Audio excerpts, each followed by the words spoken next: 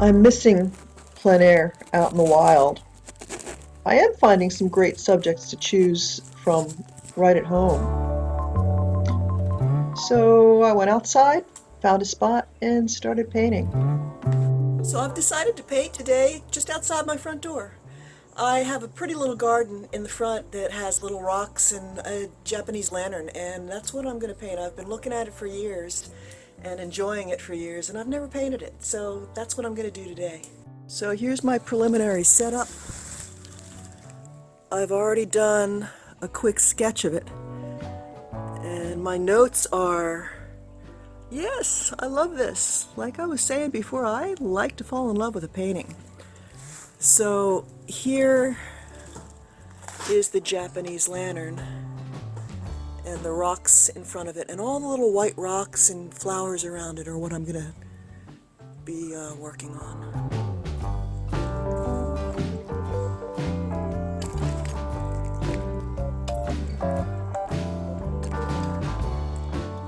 I have to figure out the right angle to paint. And now I'll start to tone the canvas with a very thin oil paint. And I'll start my initial block in and sketch. I wipe out areas of light while I'm adding dark masses of paint to show the dark areas. So right now I'm just getting the basic shapes. Details always come much later. This phase of painting, the very beginning, comes very quickly. Just a few minutes. This is where I get the composition down, and it's the most important part of the painting. And I'll start to get the initial values in, the darks and the middle tones and the lights.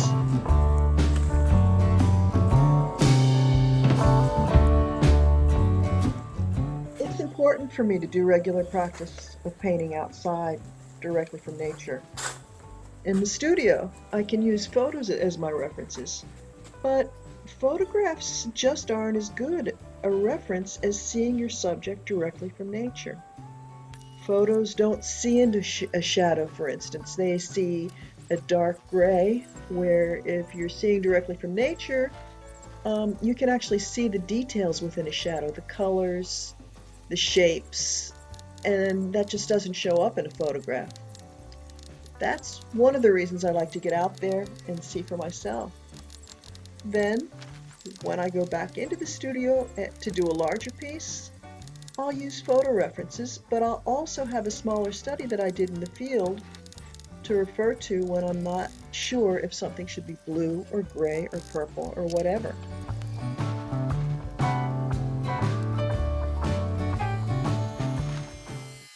Boy, this is going quick, getting some details in.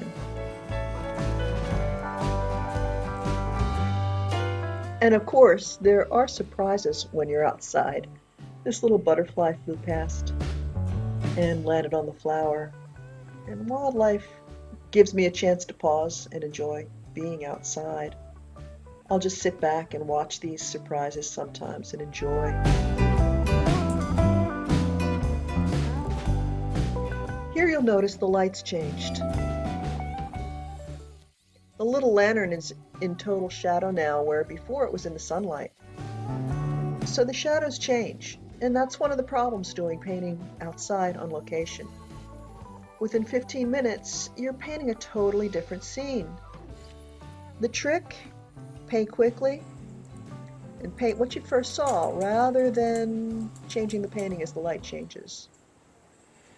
I'm thinking I'll have to make a few changes to this one in the next few weeks. Most of the time, before I'm truly finished a piece, I have to let it sit and simmer in my studio before I'm sure it's completely right. This one is about 99% done, but I think I'll go through a small series of corrections before I'm really ready to send it out to the world. So check into my website, maryhubley.com, to see the final version of this cute little garden painting. Here's where I'm right now with it, but it'll change.